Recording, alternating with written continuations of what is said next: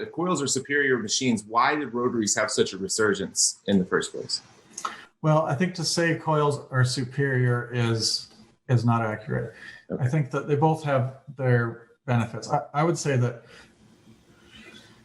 the action of a finely tuned coil and the needle and the feeling that you get when it's perfectly, tuned and everything, I certainly prefer that. But I'm talking about, if this is a tattoo machine, I'm talking about this much of the experience. Right. I'm not talking about all of this part of the experience, right? Mm-hmm. So unfortunately, there's a couple of things. Unfortunately, I always had trouble keeping my coils perfectly tuned.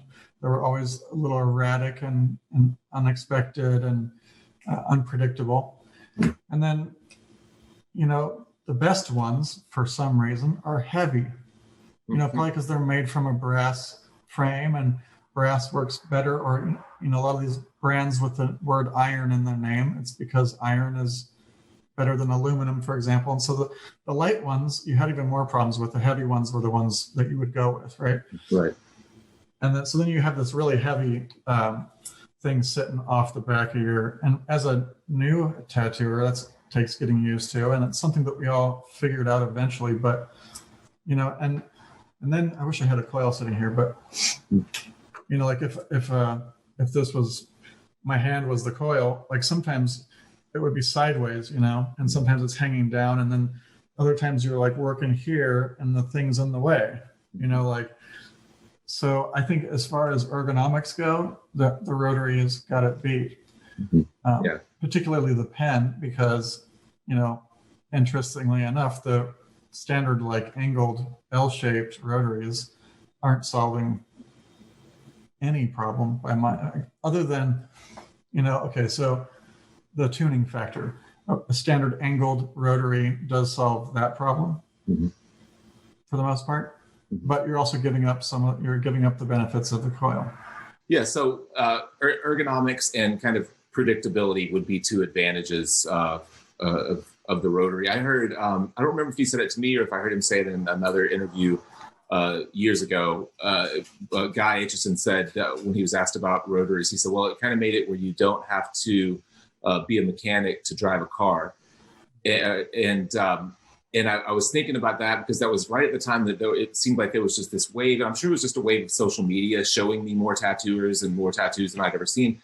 But I was seeing all of these young tattooers coming up doing really exceptional technical work with, pen style rotaries. And I couldn't help but wonder, could they have done this, 10 years ago with coil machines, trying to get used to just the weight and the vibration and the, and the noise and all of the intimidating factors of coil machines.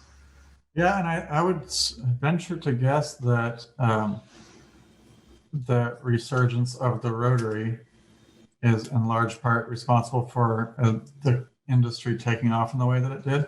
I mean, there were artists that existed prior to all of that were doing outstanding work. I could name a lot of them. Using coils and producing portraits that are just as good as these guys today. But once you took out that element of, working on your own truck effect, but you know what I mean? More people could come in and master the craft without having to master two crafts, because that's kind of what they're doing. The coil guys, they're mastering art and the art of running the coil properly, Right.